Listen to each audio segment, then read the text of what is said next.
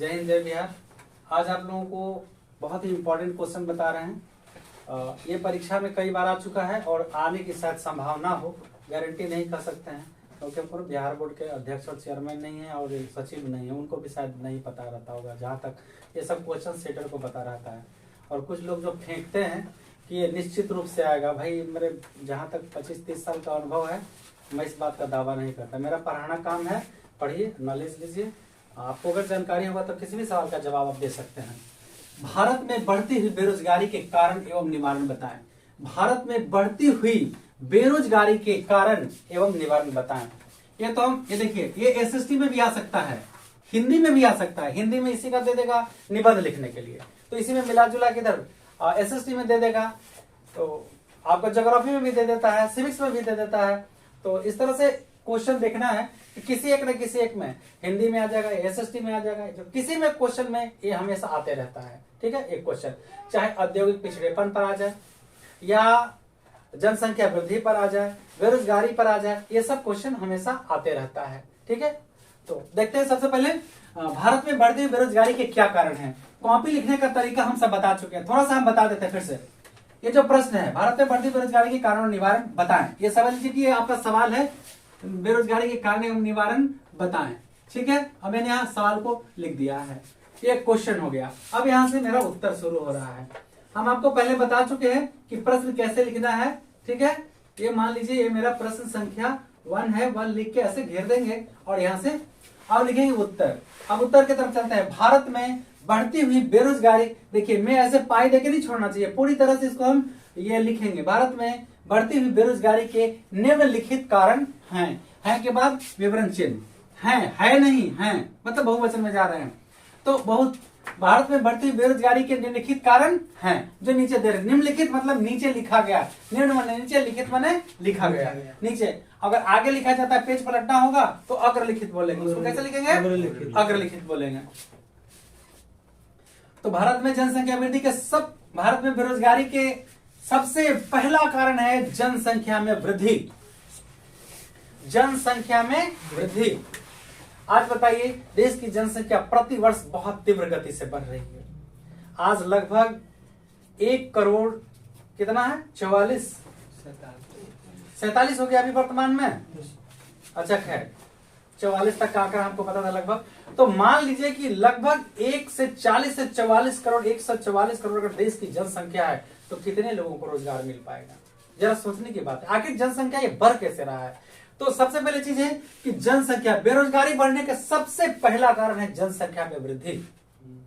अगर जनसंख्या जितनी गति से बढ़ रही है, उद्योग धंधा हमारे यहाँ स्थापित नहीं हो रहे हैं, तो क्या होगा? बेरोजगारी होगा ही। जितनी गति से जनसंख्या बढ़ रही है, अगर हम इस पर लगाम नहीं लगाएंगे तो क्या कभी संभव है कि उतने हाथों को काम मिल पाएगा? अभी 1951 का आंकड़ा शायद 23 लाख, 1951 का आंकड़ा शायद 23 लाख बेरोजगार। 1961 का आंकड़ा शायद 60 लाख लोग बेरोजगार हैं। अभी वर्तमान में बता दूं, लगभग अभी वर्तमान में 23 के आंकड़ा बता रहा है कि लगभग 16.73 यानी लगभग 17% लोग बेरोजगार हैं। यानी 100 में 17 लोगों को एकदम बिल्कुल निकम्मा टाइप का कोई काम नहीं मिल रहा है। ये आंकड़ा बता रहा है, ये सांख्यिकीय आंकड़ा। जैसे कोई दुर्घटना होता है तो सरकार कितना आंकड़ा देती है? कम देती है ना। तो समझ लीजिए कि अभी आंकड़ा कम है, यानी ज्यादा है इसका आंकड़ा। तो बेरोजगारी के मुख्य कारण क्या हुए? जनसंख्या बढ़ रहा है तीव्र गति से। तो जितनी गति से सरकार नारा दिया, हम दो हमारे दोस्त के अनुपात में भी देखेंगे तभी भी जनसंख्या बढ़ जाएगा तेजी से। तो यहाँ सवाल ये उठता है कि जनसंख्या, सबसे पहले बेरोजगारी के बढ़ने का मुख्य कारण आप लोग क्या समझ लिए? जनसंख्या। तो जनसंख्या वृद्धि जितनी गति से होगी तो उतने हाथों को काम नहीं मिलेगा, क्योंकि उद्योग धंधा स्थापित नहीं हो रहे। तो जनसंख्या वृद्धि होने के कारण आज हमें बेरोजगारी का सामना करना पड़ा है, बेरोजगारी झेल रहे हैं। जनसंख्या का विस्फोट काफी तेजी से हो रहा है या नहीं हो रहा है? चलिए दूसरा कारण देखिए। पहला कारण जनसंख्या में वृद्धि हम आपको समझा दिए। दूसरा कारण उद्योग धंधे की कमी। तो हमारे देश में पहले देखिए, लिखे कॉपी कैसे लिखेंगे, इस पर एक बार पेन चला देंगे फिर से, और दूसरा पेन इस्तेमाल नहीं करेंगे, दूसरा कलर का इस्तेमाल नहीं करेंगे, वही पेन से लिखेंगे। ये कुछ नियम के तहत आप रहेंगे। उद्योग धंधे, जैसे लोटा डोरी बीच में हाइफन होता है, उद्योग धंधे समास पढ़े होंगे तो समास। Yes sir. हाँ, उद्योग धंधे की कमी। तो ये विवरण चिन्ह दे दिए, अब इसको लिखने में एक्सप्लेन कर देंगे इसको, ठीक है, अंडरलाइन करके, तो सुंदर लगेगा लिखावट। ये देख रहे हैं 1 2 3 नंबर इसके चौथाई के अंदर इधर ही रहना चाहिए, ठीक है। पहला, जनसंख्या में बहुत तेजी से वृद्धि हो रही है, जिसके कारण आज हम बेरोजगार होते जा रहे हैं, हमारी बेरोजगारी देश में बढ़ते चली जा रही है। दूसरा, उद्योग धंधे की कमी, हमारे देश में उद्योग धंधे का बहुत ही कमी है। जब अंग्रेज हमारे मुल्क में आया था, जब 1947 के पहले की बात करूं, तो अंग्रेज जब लगभग 200 साल तक शासन किया, इस बीच में सबसे पहले अपाहिज बना दिया भारतीयों को। वो कैसे बना दिया? तो यहां से कच्चा माल कपास वगैरह ले जाता था, उसके पास उच्च क्वालिटी का मशीन था, वो उत्पादित करता था माल को, और यहां से यहाँ के जो सामान बनते थे, यहाँ के जो कपड़े बनते थे, उससे सस्ते दाम पर यहाँ उपलब्ध कराता था, ठीक है। और सस्ते दाम पर होने के कारण यहाँ के उद्योग धंधा क्या हो गया? चौपट होने लगा। जब कम दाम में आपको ये कलम, मान लीजिए कि मेड इन इंडिया आपको 20 रुपए में मिल रहा है, अब मेड इन चाइना 15, तब वही ना आप खरीदते हैं। लेकिन हम लोगों को इसका बहिष्कार करना होगा, क्योंकि हमारे देश की पूंजी अगर देश में रखना चाहते हैं तो इसका बहिष्कार करना होगा। अंग्रेज जैसे ही हमारे मुल्क में आया, सबसे पहले उद्योग धंधा को चौपट कर दिया, मतलब हाथ और पैर दोनों काट दिया। अब काटने के बाद हम क्या हो गए? निहत्था हो गए। अब निहत्था हो गए, वहां से कच्चा माल, यहाँ से कच्चा माल ले जाए, कम दाम पर कच्चा माल भी ले जाए, अब वहां से ला के कम दाम पर यहाँ सामान हमको, तो पैसा भी हमको कम मिला, यहाँ कच्चा माल का पैसा भी कम मिला, और साथ साथ वहां से उत्पादित वस्तु आया जो थोड़ा उच्च क्वालिटी का रहा। अब यहाँ वाला सामान कोई खरीदना ही नहीं चाहता था, और इस तरह से उद्योग धंधा पूरी तरह क्या हो गया? चौपट। 200 साल में तो तबाह कर दिया, मतलब अपाहिज बना दिया हिंदुस्तान को। तो इस तरह से उद्योग धंधा का नष्ट हो चुका था। धीरे धीरे जब देश 1947 में आजाद हुआ, आजादी के बाद उद्योग धंधा अपना आजादी के बाद धीरे धीरे हम लोग आगे बढ़ने लगे, मतलब विदेशी वस्तुओं का बहिष्कार करने लगे। उद्योग धंधा आस्ते आस्ते धीरे धीरे लगने लगा, और अब बढ़ते चला गया। आज नया नेता लोग आते हैं तो बोलते हैं कि नेहरू जी क्या किए। अरे मेरे माँ बाप गरीब थे तो किसी तरह तुमको पढ़ाए, किसी तरह देश की व्यवस्था को सुधारते हुए आगे लाए हैं, और आगे के बागडोर लेके आज सामान कहते हो कि मोदी जी क्या किया, फलना, मतलब वो नेहरू जी क्या किए, लाल बहादुर शास्त्री क्या किए, जो हम किए, तो मतलब महल बना दिया, पेंट पोचारा कर दिया, तो सबसे ज्यादा आप तेज बन गए हैं। परिस्थितियां सबसे बड़ा चीज होता है, परिस्थितियों से निपटना बहुत बड़ा चीज होता है। जो माँ बाप अपने बेटे को मजदूरी करके नौकरी लगा दिया, तो नौकरी करने वाला बेटा को थोड़ी दर्द पता है कि मेरा बाप कैसे किया है, तो बाप ने समझता है कि जी कैसे किया। नेहरू जी ने समझते थे कि देश की क्या दुर्दशा थी, कैसे हम उसको वापस लाए हैं। सब लोग कहता है भगत सिंह को फांसी से गांधी जी बचा लेते। अरे गांधी जी को लॉयर थे, नेहरू जी भी लॉ पढ़े हुए थे, अन्ना जिन्ना भी पढ़े हुए था लॉ, वल्लभ भाई पटेल, कितने लोग कानून जानते थे, क्यों नहीं कोई किए। तो देश का ठिकाना किन पर फोड़ा गया? गांधी जी पर फोड़ा गया कि बचा लेते। तो क्या इस व्यवस्था से छोड़िए। आगे, उद्योग धंधों की कमी हमारे देश में उस समय के बाद आज भी उद्योग धंधों की कमी है। उद्योग धंधा, बृहत उद्योग भी हमारे देश के अंदर कम है, लघु और कुटीर उद्योगों का भी विकास कम है। अगर लघु और कुटीर उद्योगों का विकास कर लिया जाए, बृहत उद्योग को स्थापना कर देंगे, तो ये हमारे देश की बेरोजगारी की समस्या खत्म हो जाएगी। तो सबसे पहले दूसरा कारण क्या हो गया? पहला हो गया जनसंख्या में वृद्धि, दूसरा हो गया उद्योग धंधों की कमी। हमारे देश में उद्योग धंधा की कमी है। अगर उद्योग धंधा की कमी के कारण ही बेरोजगारी क्या हो रहा है? बढ़ रहा है। अगर हाथ को काम मिल जाएगा तो बेरोजगारी है नहीं है। तीसरा पॉइंट देखिए, शिक्षा प्रणाली। हाँ, अब है शिक्षा प्रणाली दोषपूर्ण, या दोषपूर्ण शिक्षा प्रणाली, ऐसे लिख सकते हैं। दोषपूर्ण शिक्षा प्रणाली सबसे अच्छा होगा। दोषपूर्ण शिक्षा प्रणाली। हमारे देश की शिक्षा प्रणाली अहम पड़ाव पर है, मतलब बेरोजगारी बढ़ाने में सबसे अहम भूमिका है हमारे देश की शिक्षा प्रणाली का। शिक्षा प्रणाली किस तरह का होता है? हनुमान कूद, केवल किताबी ज्ञान। टॉपिक में एक बच्चा पूछा, कॉमेडी में बोला a+b का होल स्क्वायर का मतलब क्या होता है, जीवन में कहीं उपयोगी नहीं। अरे बेवकूफ, a+b का होल स्क्वायर का मतलब डबल बोलेंगे, गुना। a+b का होल स्क्वायर गुना, a+b का होल स्क्वायर मतलब 2 का स्क्वायर दुगना। क्यों नहीं सिखाया कि आज जो चीज हमको गुना में चाहिए तो हमको आज इन्वेस्ट करना होगा। अगर 2 इन्वेस्ट करेंगे तो 4 हो जाएगा, 4 इन्वेस्ट करेंगे तो 16 हो जाएगा, 16 इन्वेस्ट करेंगे तो कितना हो जाएगा? 16 256 हो जाएगा। मैथ का जिंदगी में जरूरत नहीं है, a+b का जरूरत नहीं है। तो जानोगे नहीं तो क्या बोलोगे? दारू और दवा एक ही चीज से बनता है अल्कोहल से, बनता है या नहीं बनता है? तो हम उसको इस्तेमाल किस तरह से करेंगे ये हम पर निर्भर करता है। बात समझ में आया? तो चलिए सवाल यह है कि हमारे देश की शिक्षा प्रणाली दोषपूर्ण है। सबसे पहले हमें शिक्षा प्रणाली को सुधार करना होगा। वो कैसे? आप 10th क्लास तक पढ़ते हैं तो 10th क्लास की शिक्षा प्रणाली में ऐसी व्यवस्था होनी चाहिए कि अगर लड़कियां हैं तो जैसे लड़कियों को कढ़ाई, सिलाई, बुनाई, पेंटिंग ये सब अगर सिखा दिया जाए, ठीक है, तो क्या कभी लड़कियां बेरोजगार रह सकती हैं? नहीं रह सकती हैं। लड़कों को जब हम लोग पढ़ाई करते थे तो उस समय कृषि कार्य सिखाया जाता था, बागवानी कोरना, बागवानी लगाना, उसको पानी डालना कैसे, सब सिखाया जाता था। ये सब एकदम प्रैक्टिकल होता था। हम लोग शेरपुर स्कूल में थे, लगभग 5-6 कट्ठे का एक बागवानी ऐसा लगा हुआ था, उसमें पौधे वगैरह सब, ये सब हम लोग को करना पड़ता था। सप्ताह में 1 दिन काम करना पड़ता था। तो चलिए, किसान का अगर बेटा नहीं भी है तो किसान का काम जान गया। तो अब जब हम लोग किसान का काम जान जाएंगे, पौधे जान जाएंगे, बागवानी लगाना जान जाएंगे, तो हम नर्सरी लगा सकते हैं। नर्सरी में पौधे उगा के हम उसे बेच सकते हैं, खेती कर सकते हैं। अगर पढ़े लिखे किसान होगा तो बोलेंगे कि खेती करने वाले को पढ़ाई से क्या संबंध है? खेती करने वाले को पढ़ाई से संबंध है। अगर एक पढ़ा लिखा किसान होगा तो किस खेत में कौन सा उर्वरक हमको डालना है, खाद डालना है, पोटाश डालना है, मतलब कि सल्फर डालना है। अब आलू रोप रहे हैं, अब आलू रोपने के लिए हमको सल्फर पोटाश चाहिए। अब हम मिट्टी की जांच करवा लेंगे, पढ़े लिखे किसान है तो मिट्टी की जांच करवाएंगे तो पता चला कि उसमें सल्फर है, तो हमको क्या डालने का जरूरत है? केवल पोटाश डालना है। तो सल्फर वाला मेरा पैसा बच गया। तो हमारा शिक्षा प्रणाली दोषपूर्ण है। खुद टीचर को नहीं पता होता कि किस मिट्टी में क्या करना, उनके बारे में केवल किताबी ज्ञान। ये जानते हैं कि अल्कोहल, ये जानते हैं कि अल्कोहल, ये जानते हैं कि pH 1। तो रटंत विद्या से नहीं होगा। हम किस मिट्टी में कितना pH 1, साबुन बनाने की विधि बना देते हैं, गैस बनाने की विधि बता देते हैं कि ये गैस ऐसे बनेगा। मैं एक से पूछा कि अच्छा बताइए, एसेटिन को कंट्रोल करने के कौन सा द्रव उसमें डाला जाता है? अरे साइंस है ना, साइंस से अपने आप को बड़ा माफिया समझते हैं। तो ज्ञान, अल्प ज्ञान खतरनाक होता है। तो जिस चीज में जितना बृहत, तो पढ़ाने वाले को भी 3 चीज है, वकील, डॉक्टर और मास्टर। ये तीनों का लगातार प्रैक्टिस में रहना होता है। अगर जब तक आप प्रैक्टिस में हैं तो चलती का नाम गाड़ी और रुक गया था कबाड़ी। चलती का नाम गाड़ी और रुक गया था कबाड़ी। जैसे मैथ पढ़ा रहे हैं, अब मैथ अगर 2-4 एक छोड़ दे साल भर और फिर आप पूछिएगा तो बताना मुश्किल हो जाएगा।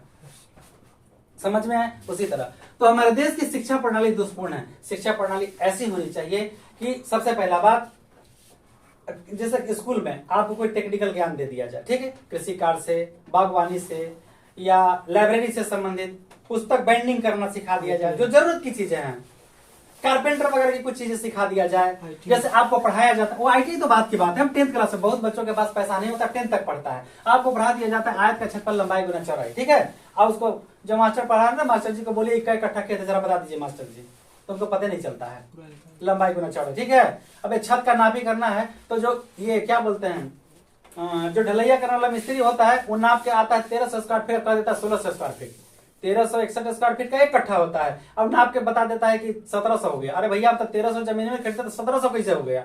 तो बेवकूफ बना देता। तब पढ़ा लिखा लोग भी बेवकूफ बन जाते हैं, क्योंकि वो प्रैक्टिकल नहीं जानते हैं, केवल थ्योरेटिकल जानते हैं। आयत का क्षेत्रफल लंबाई गुना चौड़ाई, लंबाई गुना चौड़ाई कर देंगे तो क्षेत्रफल आ जाएगा, लेकिन नहीं। तो यहाँ पर जो हमारा शिक्षा प्रणाली है वो दोषपूर्ण है। अगर ये नापने का तरीका हमको सही बता दिया जाएगा तो हम अमीन का काम कर सकते हैं, कर सकते हैं या नहीं? तो केवल आयत का क्षेत्रफल लंबाई गुना चौड़ाई, मैं मास्टर जी को लिखते देखता हूँ आयत का क्षेत्रफल लंबाई गुना चौड़ाई, मैं कह दिया गलत, हमारे पर भड़क गया। आयत का क्षेत्रफल लंबाई गुना चौड़ाई वर्ग का ही होता है या नहीं होता है? तो प्रैक्टिकल ज्ञान चाहिए। कैसा ज्ञान चाहिए?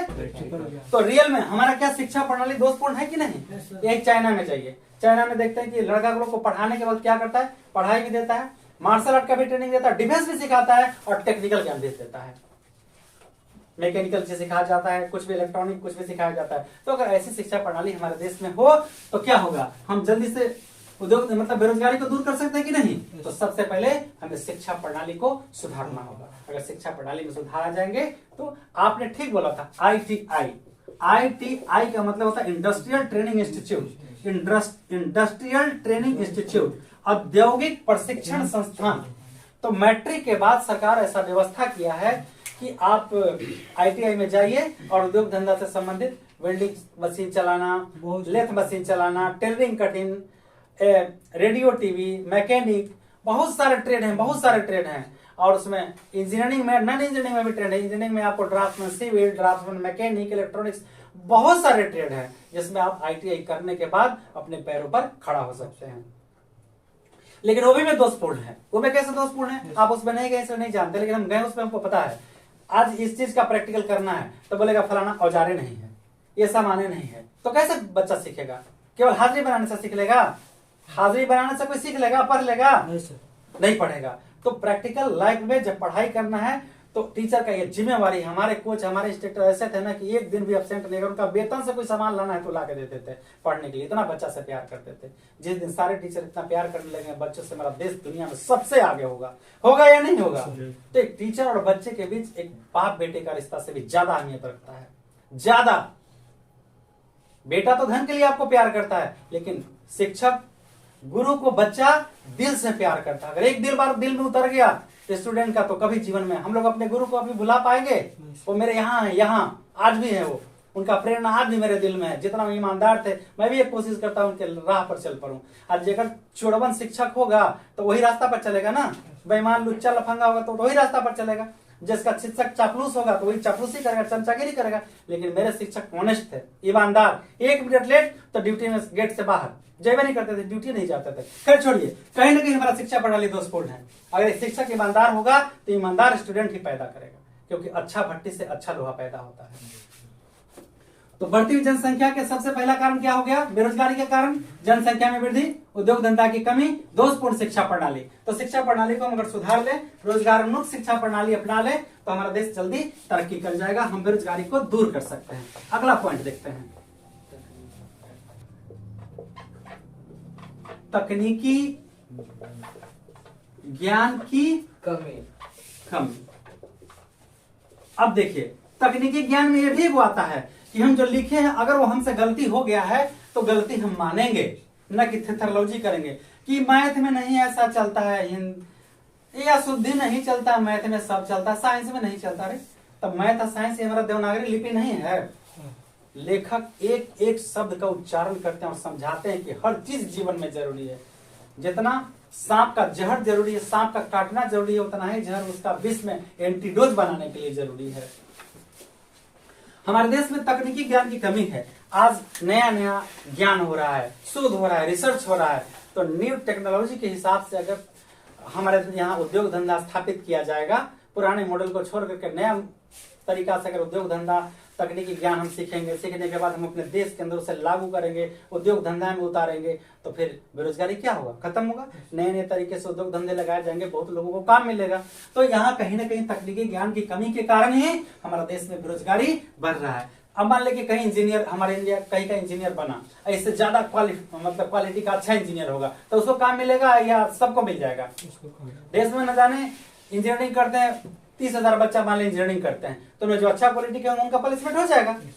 और जो नहीं करेंगे तो अब बहुत लोग अभी पढ़ने आते हैं तो हाजिरी बनाते हैं, यहाँ आके उगते हैं। अब बताइए किस क्वालिटी का? हम तो पढ़ा रहे सभी को बराबर, टीचर तो वहां पढ़ा रहे सभी को बराबर, तो जिम्मेवार इसके लिए कौन है? बस जिम्मेवार इसके लिए कौन है? तो आप लोग पढ़ेंगे नहीं तो क्या करेंगे बताइए? तो बेरोजगारी तो हम लोग पैदा करते हैं, पढ़ने और पढ़ाने वाले मिलकर। कैसों पैसा आना चाहिए।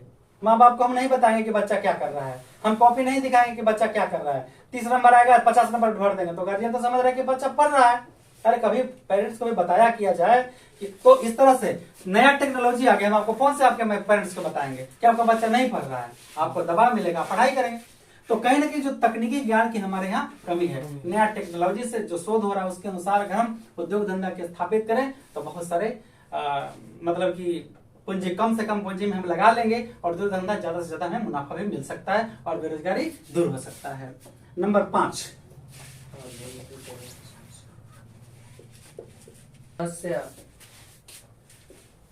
आधुनिकीकरण की समस्या। देखिए भैया ये तो एकदम एंटी दिशा में चल रहा है, मतलब एंटी डोज है ये। वो कैसे? आज हमारे देश में बेरोजगारी का सबसे प्रमुख कारण है यही आधुनिकीकरण। अब आधुनिकीकरण क्या है? अब न्यू मॉडल से आपको सड़क बनाने के लिए मान ले कि शाहपुर से लेकर के और शेरपुर तक 3 किलोमीटर है, इतना दूर सड़क बनाने में कम से कम 1000 हाथ को काम मिलता। जब पहले बनता था सड़क जैसे, कितना लोगों को काम मिलता? 1000।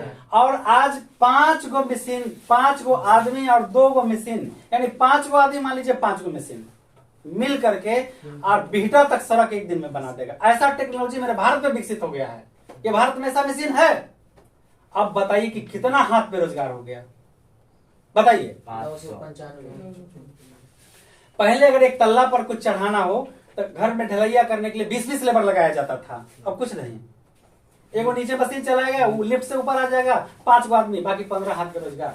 जब 3 तल्ला पर वही ढलैया करना है तो 50 आदमी का जरूरत है, कुछ नहीं, 5 आदमी, मशीन लगा दिया, सारा माल ऊपर गिर रहा है, 5, कितना हाथ बेरोजगार हो गया। तो कहीं ना कहीं जो आधुनिकीकरण हो रहा है देश में लोगों को बेरोजगार कर रहा है। बैंक में पहले 5 आदमी काम करता था, ठीक है, जबकि 500 खाता था। आज न जाने 5000 के 10,000, 15,000, 20,000 खाता से ज्यादा होगा, फिर भी 5 आदमी है।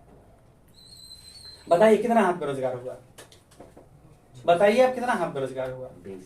ट्रैफिक पुलिस सिग्नल पे रहता था, ठीक है, सिग्नल फुर्र मारा, गाड़ी इधर जाएगी इधर जाएगी। अब तो सिग्नल हो गया, रेड होगा रुक जाइए, ग्रीन होगा चले जाइए। कितना हाथ बेरोजगार होगा? करोड़ों।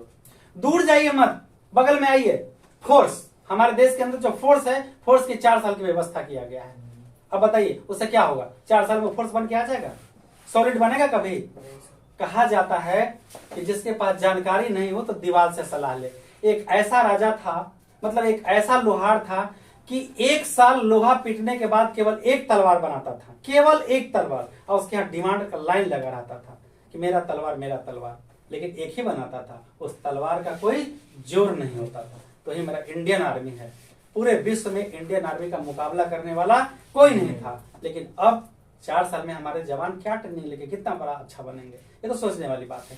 तो कहीं ना कहीं जो तकनीकी ज्ञान हमें आधुनिकीकरण की तरफ चल रहा है, वो हमारे हाथ को क्या कर रहा है? बेरोजगार कर रहा है। कल हम लोग पढ़ाते थे तो बोर्ड और चौक डस्टर से लिखते थे, अब आया तो व्हाइट बोर्ड पर लिख रहे हैं। इसके बाद तो ये बटन दबाइए सब आ गया। किस चीज को पढ़ाना? बेरोजगारी के समस्या, टप टप टप लिखा के आ गया। तो क्या है? टेक्नोलॉजी विकसित हो रहा है तो हम बेरोजगार। अब क्या है, 100 को क्लास में भर दिया, यहाँ पे पर पढ़ा रहा है, तो क्या उस तरह का पढ़ाई हो जाने से कंप्लीट हो जाएगा? जो हम आई फेस टू फेस पढ़ा रहे हैं, इसमें आपको जो सवाल पूछना है, जो बोलेंगे समझेंगे, क्या ऐसा संभव है? नहीं सर। तो कहीं ना कहीं हमारा ये जो टेक्नोलॉजी विकसित हो रहा है, ये सबसे बड़ी बेरोजगारी का सबसे प्रमुख कारण हम इसे भी कह सकते हैं। टेक्नोलॉजी हमारे हाथ को बेरोजगार कर रहा है। एक कंप्यूटर कितना काम कर देता है। पहले लोग चपरासी फाइल रखने के लिए, लाने के लिए, उठाने के लिए, खोजने के लिए, तब से यहाँ बटन दबाएगा, फलना का डेट ऑफ बर्थ कितना है, तब से बटन दबाएगा, किसका रिकॉर्ड कितना है, सब कुछ मिल जाएगा। सब घर बैठे, सर घर बैठे किसी के बैंक से पैसा गायब हो जा रहा है, हो जा रहा है, तो क्या देखिएगा? समझ में आया? तो आधुनिकीकरण आज बेरोजगारी को जन्म दे रहा है। अगला पॉइंट क्या है जी? बढ़ती हुई महंगाई। बढ़ती हुई महंगाई, बढ़ती हुई महंगाई। अब ये बताइए, ये सब जो हम लोग पढ़ाई किए थे कब? जब 10th क्लास में थे, तो हम लोग के टीचर इतना ना घोर के दिमाग में भर दिए कि अभी तक कंप्यूटर से बाहर नहीं निकल रहा है। क्या आप लोगों के अंदर ऐसा लेक्चर होता है क्लास में? नहीं सर। होता है? नहीं सर। उस समय के हम लोग के SST के टीचर थे केशव सिन्हा।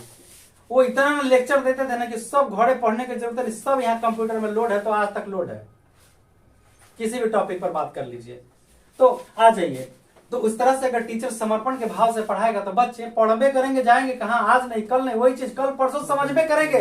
समझना ही, वो जान जाएंगे कि अब मेरी जिम्मेवारी है। तो आपके अंदर एहसास करवाना होता है कि जिम्मेवारी है। बढ़ती हुई महंगाई सबसे बड़ा बेरोजगारी का कारण ये भी है, बढ़ती हुई महंगाई। आज महंगाई बढ़ रहा है, अब कच्चे माल का कीमत बढ़ गया। अब हम कच्चा माल, मेरे पास पैसा ही नहीं रहेगा तो हम कच्चा माल खरीद के उद्योग धंधा कैसे स्थापित करेंगे? फिर ये टेंशन है कि अब वो मार्केट तक जाके बिकेगा नहीं बिकेगा। तो बढ़ रही महंगाई में अब कच्चा माल लाएंगे वो महंगा मिलेगा, यातायात तो वहां से भाड़ा लगेगा वो महंगा मिलेगा, फिर मार्केट में जाएगा वो महंगा मिलेगा। जितना हम उत्पादन में पैसा लगाए हैं, क्या हमको मिलेगा या नहीं मिलेगा, मुनाफा होगा कि नहीं होगा? एक बार पढ़ेंगे आर्थिक संकट। 1929 में आर्थिक संकट आया था देश के, पूरे विश्व के अंदर इसका भोगना पड़ा था। सामान इतना उत्पादित हो गया था कि मार्केट में मांग खत्म। एक नियम पहले पढ़ना था, मांग की लोच, मांग का नियम, मांग का नियम, मांग की लोच। क्या चीज वस्तु मार्केट में चाहिए, कितना हम उत्पादन करें जिससे हमको मुनाफा मिलेगा, ऐसा नियम। तो ये सब आपको पढ़ने के लिए तो है ही नहीं। फिलहाल बढ़ती हुई महंगाई, जो महंगाई जितनी तीव्र गति से बढ़ रही है हमारे हाथों को और ज्यादा बेरोजगार कर रही है। कोई हिम्मत नहीं बढ़ा रहा है कि हम इतना पैसा लगा के पूंजी लगाएं, और पूंजी लगाए तो फिर हम ब्याज कौन भरेगा बैंक का, अगर हम लॉस में चले गए तो फिर कहां से चुकाया जाएगा। तो बढ़ती हुई महंगाई भी कहीं ना कहीं बेरोजगारी का मूल कारण हो रहा है। अगला पॉइंट बताएंगे। हम राइटिंग सुधारने के फेर में नहीं, क्योंकि हमको लेक्चर कंप्लीट करना है, ठीक है। आज देखिए ये बेरोजगारी, ये भी एकदम, ये जो कृषि पर बेरोजगारी होता है ना, वो छुपा रुस्तम रहता है। छुपा रुस्तम समझते हैं? देखिए मतलब का बड़ा सीधा साधा, वही हरही गैया सोरही गैया वाला कहानी, देखिए में एकदम सुधा बड़का विस्फोटक रहता है बल्लेबाज। तो ये कृषि पर जनसंख्या का बोझ। अब ये कैसे हो रहा है बेरोजगारी? ये तो मतलब छुपा रुस्तम का बेरोजगारी है। घर में 4 परिवार हैं, अब एक कट्ठा खेत में फसल लगाना है, एक जी चारों चलो जी जल्दी हो जाएगा, तो काम चारों किए। एक आदमी भी काम को पूरा कर सकता था 4 गो, तो 3 गो वहां बेकार गए कि नहीं गए? तो 3 गो छुपा रुस्तम बेरोजगारी हुआ कि नहीं हुआ? तो कृषि पर जनसंख्या बोझ बढ़ने के कारण भी हमारे यहाँ बेरोजगारी बढ़ रहा है। अब बोलेगा चारों हम काम कर ले, काम तो एक ही आदमी कर सकता था, बाकी 3 को फालतू हुआ कि नहीं? अगर ये तीनों अलग काम करता तो क्या होता? आय की ज्यादा होता, ज्यादा प्राप्ति होती ना। तो इस तरह से कृषि पर भी जनसंख्या का बोझ बढ़ते चला जा रहा है, ये भी बेरोजगारी का हमारा कारण है। अगला पॉइंट क्या करेंगे? पूंजी का अभाव।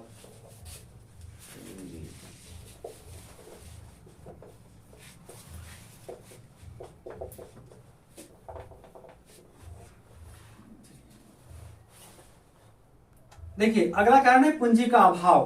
तो देखिए ये लिखावट, देखिए भैया हम जल्दी जल्दी में लिखे हैं, ऐसा आपको नहीं लिखना है, एकदम राइटिंग ऐसा लिखना है, विवरण चिन्ह देके अंडरलाइन, जो हम बोल रहे हैं उसको, जो आपको भाषा समझ में आएगा वो इसको इस लाइन में लिख लिख के पूरा करना है, फिर पॉइंट देना है, फिर इसको डिटेल मतलब विवरण करना है, इसको विवरण करना है, सब इस तरह से।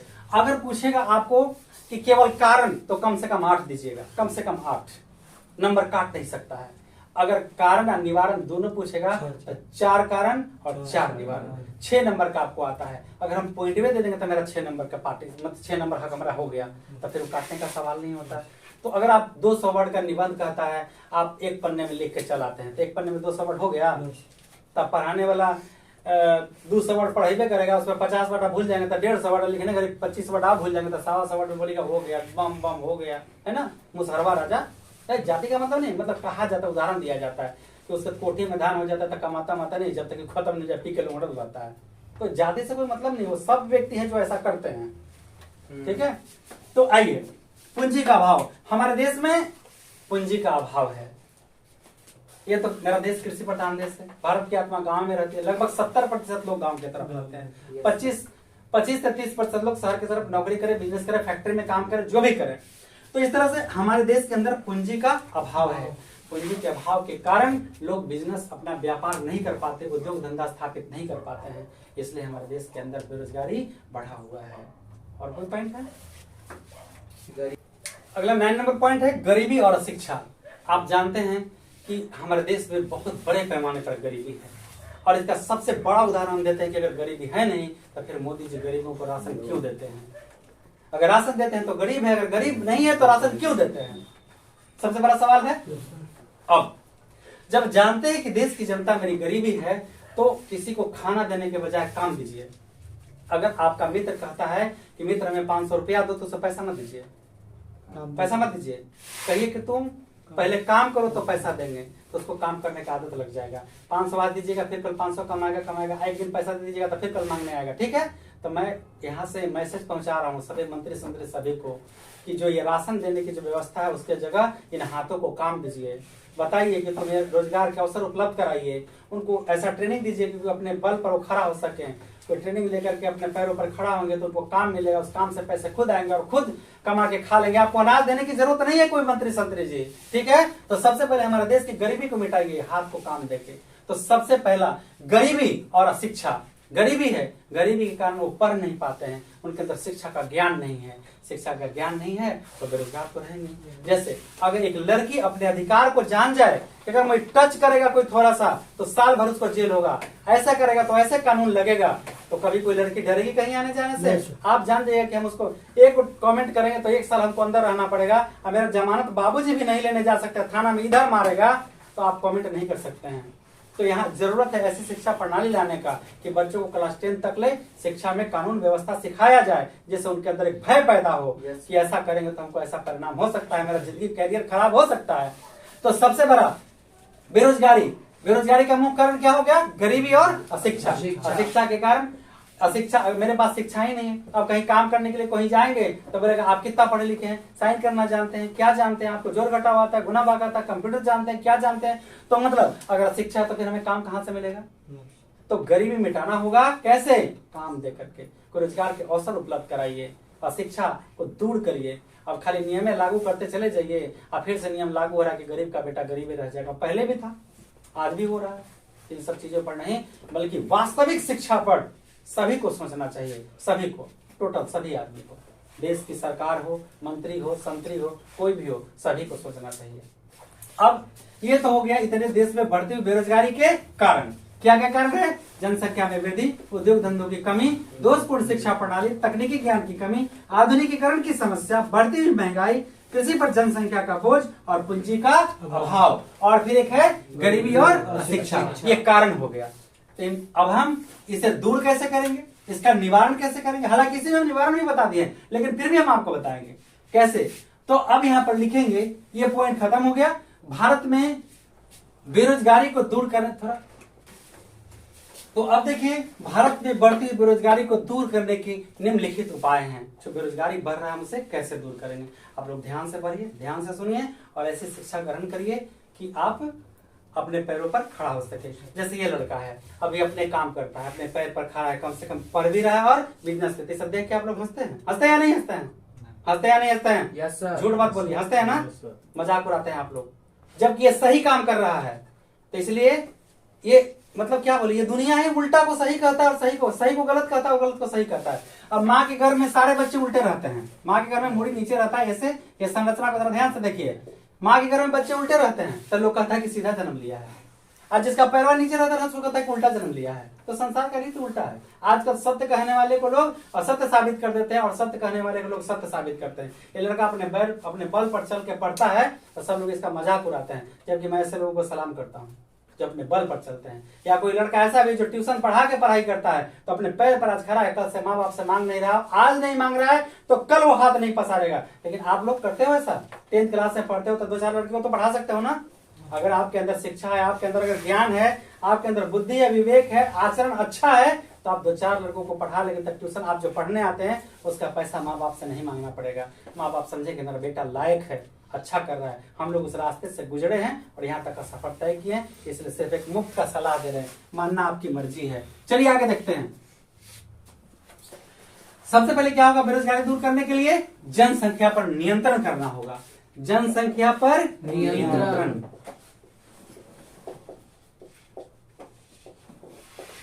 विवरण चिंतेंगे, ठीक है? इस पर पूरा फिर हम विश्लेषण करेंगे। सबसे पहले जनसंख्या पर नियंत्रण करना होगा। छोटा परिवार सुखी परिवार का नारा देना होगा। ये तो नारा है ही, लेकिन मैं कहता हूं इस चैनल के माध्यम से हम आप सबको बताना चाहता हूं, और तो ये उंगली उठाइए कि आपके भी बच्चे कितने हैं। तो मतलब हम अगर चोरी करेंगे तो आपको तो चोरी करने की सलाह नहीं देंगे भाई, तो गलती हो गया, ठीक है ना? अगर देश में हमारे अब्दुल कलाम कितने नंबर पढ़े बात सोचे तो आपको बहुत गर्व महसूस होगा। खैर छोड़िए, जनसंख्या नियंत्रण करने के लिए सरकार ने नारा दिया, हम दो हमारे दो। लेकिन हम इसके माध्यम से आप लोगों को सभी को ये नारा देते हैं कि हम दो हमारे एक, हम दो हमारे एक। तब बोलेंगे ये कैसे होगा? तो होगा कैसे होगा? हर लोगों की पति की पत्नी कितनी होती हैं? एक। उन पत्नी के पति कितने होते हैं? एक। अगर दोनों एक प्राणी मिलकर संतुष्ट है, हर्ष उल्लास के साथ एक सुखी जीवन व्यतीत करते हैं और संतोष के साथ, तो एक बच्चा से भी हम संतोष कर सकते हैं, चाहे लड़का हो या लड़की हो, क्योंकि जन्म हमने दोनों को दिया है। इसलिए लड़का लड़की में फर्क नहीं करना चाहिए। जिस दिन हम दो हमारे दो के जगह हम एक और हम दो और हमारे एक का नारा लग गया, उस दिन जनसंख्या अपने आप नियंत्रित हो जाएगा। नियंत्रित होगा कि नहीं होगा? कितने दिन में? लगभग 20 से 25 साल के अंदर जनसंख्या सीधा आधा हो जाएगा। होगा या नहीं होगा? तो चलिए, तो सबसे पहले जनसंख्या पर नियंत्रण करना होगा। और जो नए टेक्नोलॉजी विकसित हुए हैं, क्या बंध्याकरण वगैरह वगैरह जो नियम है, सरकार इसे सख्ती से लागू करे। जो सरकार का व्यवस्था है सरकारी सर्विस में जाने का, तो उस पर नियंत्रण लगाए कि एक से अधिक बच्चे वाले को हम सर्विस में नहीं जाने देंगे। जैसे आर्मी में शायद है कि एक ही बच्चा को लेता है, पहले कुछ ऐसा सुने थे कि जिसके आर्मी वालों को 2 बच्चे हैं तो 2 में से एक ही को आर्मी वालों को फायदा मिलेगा, जो क्या बोलते हैं उसको बेनिफिट मिलता है। नहीं बेनिफिट वो तो होता ही है। खैर छोड़िए, तो सबसे पहले जनसंख्या पर नियंत्रण लगाना होगा, जो विधि से हो, मेडिकल साइंस की विधि से हो या जिस किसी विधि से भी हो, तो जनसंख्या को सबसे पहले कंट्रोल करना होगा बेरोजगारी दूर करने के लिए। पहला जनसंख्या पर नियंत्रण करना होगा, दूसरा उद्योग धंधों की स्थापना करना होगा। अगर उद्योग धंधे स्थापित हो जाएंगे तो अपने हाथों को काम मिल जाएगा और बेरोजगारी खत्म हो जाएगा। तो अगर बात है शिक्षा प्रणाली दोषपूर्ण, तो हमारे शिक्षा प्रणाली में सुधार करना होगा। शिक्षा प्रणाली ऐसे शिक्षा की व्यवस्था की जाए जो रोजगार उन्मुख हो, जिससे हम पढ़ाई खत्म करते हैं अपने रोजगार के अवसर उपलब्ध करा ले। अगर सर्विस नहीं मिल पाता है, नौकरी नहीं मिल पाती है, तो हम अपने पैरों पर खड़ा होकर जीविकोपार्जन कर सकते हैं। क्योंकि आज बेरोजगारी ही अपराध की जननी है। बेरोजगारी के कारण पढ़े लिखे लोग नए नए तरीके से बैंक से पैसा उड़ा लेते हैं, हत्या करते हैं, अपहरण करते हैं, तमाम तरह के अपराध को घटना देते हैं। तो मैं सीधे सीधे अगर कहूं तो कैसी शिक्षा प्रणाली थी जो बच्चे अपराध की दुनिया में उतर गए? क्यों? उनके अंदर संस्कारहीनता था। तो आज शिक्षा प्रणाली बहुत तरह दोषपूर्ण हो चुका है। बच्चे के अंदर केवल किताबी ज्ञान, अध्यात्म की बातें नहीं, योग की बातें नहीं, संस्कार की बातें नहीं, केवल किताबी और केवल किताबी ज्ञान। तो कहीं ना कहीं ये बेरोजगारी जो है वो अपराध की जननी है। अगर बेरोजगारी नहीं होता तो आज इतने क्राइम नहीं होते। तो शिक्षा प्रणाली में सुधार करके हम इन चीजों पर, अपराध पर भी नियंत्रण पा सकते हैं। आज देखिए किसी भी स्कूल में, किसी भी कॉलेज में कहीं कोई योग का शिक्षक नहीं मिलता है, ठीक है। कहीं कोई संस्कार की बात नहीं किया करते हैं। संस्कार नाम का चीज बोलेगा तो कहता है क्लास को डिस्टर्ब कर रहा है, फालतू बकवास पढ़ा रहे हैं। और वो कौन सा पढ़ाई तुम पढ़ाते हो जिससे बच्चे अपराध की दुनिया में निकल जाते हैं? ये कैसे शिक्षा प्रणाली है? तो अगर हम 1 घंटे 5-6 घंटे पढ़ाई होता है, 7 घंटे पढ़ाई होती है, तो उसमें 1 घंटे 1 पीरियड हम केवल संस्कार की बातें सिखाएंगे। बच्चा आज नहीं, कल नहीं, परसों नहीं, अगला दिन, एक दिन उसके दिमाग पर असर पड़ेगा कि जो सर कह रहे हैं वो सत्य है और गलत रास्तों से बच जाएगा। तो इस तरह से हम सभी से अपील करेंगे कि नई व्यवस्था में एक ऐसी भी क्लास लगाइए, ऐसे भी क्लास शिक्षक रखिए जिसके पास संस्कार का अनुभव हो। बच्चों को गलत दिशा में जाने से उसे बिन मारे ही मोड़ दे। जैसे लोहा में होता MS माइल्ड स्टील, वो हाथ से भी आप मोड़ सकते हैं, लेकिन जब कार्बन की मात्रा उसमें मिला दिया जाएगा तो हार्ड हो जाएगा। मतलब यही बच्चे जब मैट्रिक के बाद आगे जाएंगे तो मनबरू हो जाएंगे और क्राइम की दुनिया में उतर जाएंगे, क्योंकि उनका गलत संगति।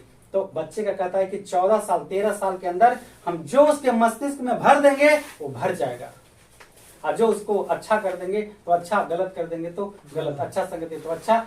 तो बच्चे तो क्या है? बच्चे तो स्क्रैप मेटल हैं, मतलब फालतू, मतलब बेकार की धातु हैं। तो उनको हम शिक्षा जैसे केंद्र में ला के गलाते हैं, गला के उनको अच्छा लोहा बनाते हैं और देश के तरह तरह के स्तंभ में लगा देते हैं।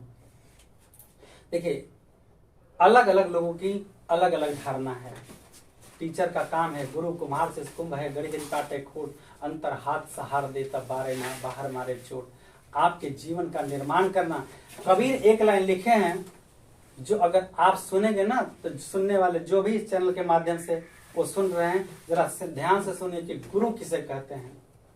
अष्ट कमल का चरखा बनायो, 5 तत्व की बुनी, चदरिया झीनी रे झीनी। उसके बाद कहे कबीर, जब यह चादर बन घर आयो, जब ये चादर मतलब शरीर, जब यह चादर बन घर आयो, रंग रेज को दीनी, चदरिया झीनी रे झीनी। इसका मतलब कबीर कह रहे हैं कि माता पिता ने जैसा भी हो जन्म दिया है और आपको ज्ञान के लिए, हर शिक्षकों के पास ज्ञान के लिए बच्चे को भेज देता है। अष्ट कमल का चरखा बनायो, 5 तत्व की मिली चदरिया, ये 5 तत्व से बना हुआ है, ठीक है। इसके बाद कबीर ने क्या कहा?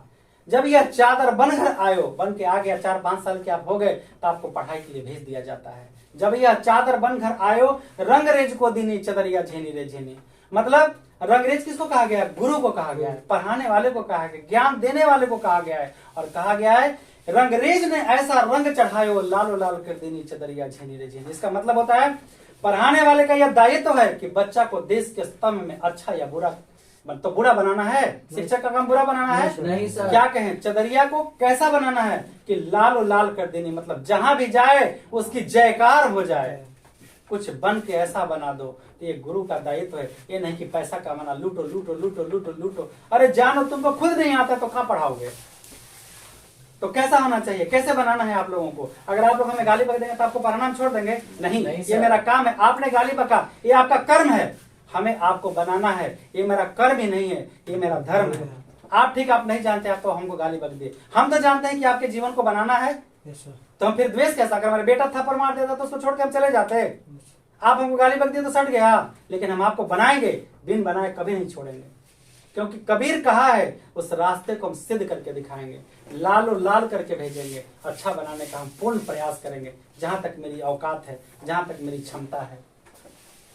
तो क्या शिक्षा प्रणाली में सुधार की आवश्यकता नहीं है? Yes sir. अगर शिक्षा प्रणाली सुधार जाए, अगर हर लोग देश के स्तंभ को अच्छा बनाने लगेंगे, जिस दिन पढ़ाने वाले पूरी जिम्मेवारी और निष्ठा से लगाएंगे, पढ़ाएंगे, तो उस दिन इनकलाब करने का जरूरत नहीं पड़ेगा।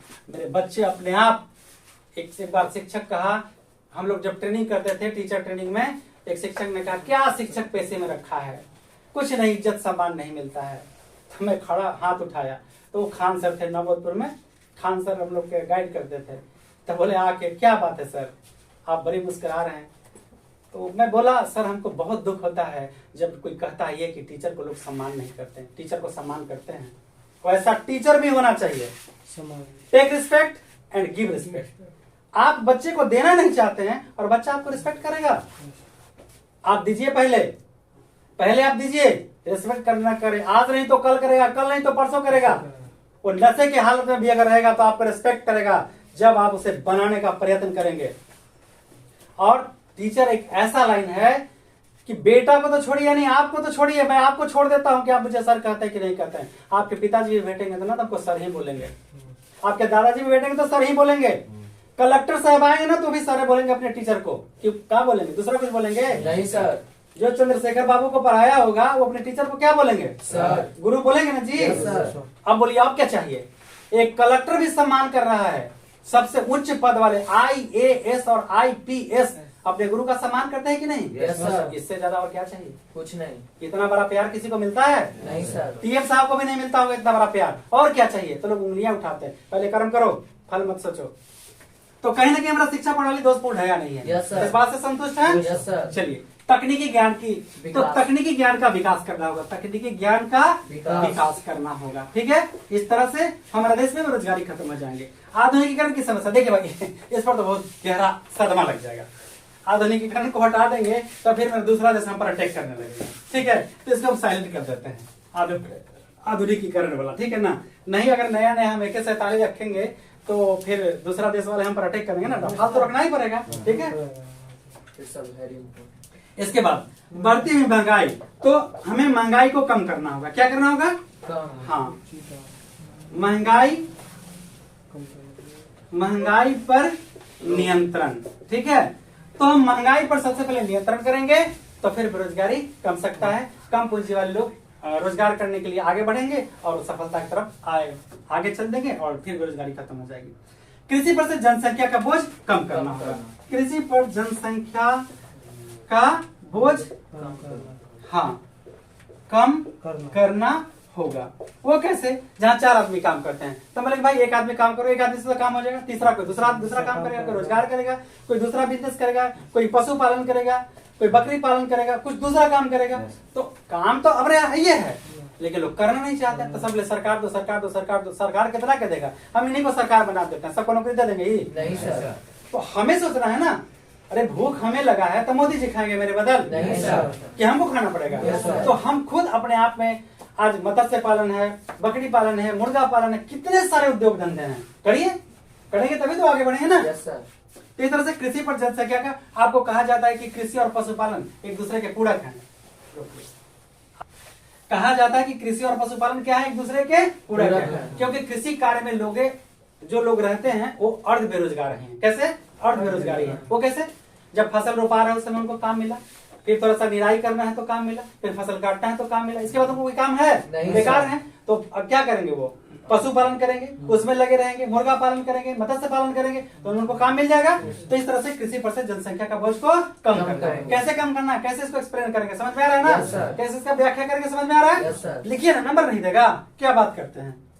पूंजी का अभाव। तो पूंजी की क्या करना होगा? पूंजी की व्यवस्था करना होगा। सरकार को ऐसा व्यवस्था करना है कि छोटे मोटे जो उद्योग करने वाले हैं, बृहत उद्योग के लिए तो बहुत पैसा चाहिए, लघु उद्योग, कुटीर उद्योग और लघु उद्योग। तो लघु उद्योग के लिए तो थोड़ा और भी, लेकिन कुटीर के लिए तो छोटा छोटा पैसा चाहिए। तो जो कुटीर उद्योग लेते हैं ऐसे लोगों को ऐसे ऋण वो उपलब्ध कराए कि ब्याज ना लगे। तो ब्याज ना लगे तो मान लीजिए एक बार घाटा लगेगा, दूसरा बार फिर आते आते आते आते आते वो फिर प्रोग्रेस करने लगेगा। पहली बार तो बिजनेस में घाटा होता है, तो नहीं तो यहाँ तो अरे ऋण देना है, कर्ज देना है, कर्ज के साथ साथ ब्याज देना है, ब्याज देना है, ब्याज देना है, परेशान हो जाता है, हतोत्साह हो जाता है। तो सरकार को ऐसी व्यवस्था करना चाहिए कि छोटे उद्यमियों को वो बिना ऋण के, मतलब बिना ब्याज के ऋण उपलब्ध कराए, जिससे वो अपने हाथों को काम दे सके और अपने पैरों पर खड़ा होकर दौड़ सके। चलने की बात नहीं, दौड़ने की बात की है। तो यहाँ पर पूंजी की व्यवस्था करना होगा। गरीबी और अशिक्षा, तो सबसे पहले गरीबी और अशिक्षा को मिटाना होगा। गरीबी और अशिक्षा को मिटाना होगा। अब जिन लोगों को घर नहीं है उनके लिए घर बनवा दे सरकार, ठीक है। पढ़ाई का साधन उपलब्ध करवा दे, तो पढ़ाई का साधन तो रहने के लिए घर, अब पढ़ने के लिए पढ़ाई के साधन मिल गए, तो कमा के तो खाइए लेगा, खाएगा, अपने बच्चों को पढ़ाएगा। लेकिन ये सब चीजें करना होगा, तभी हमारे देश से बेरोजगारी खत्म होगी।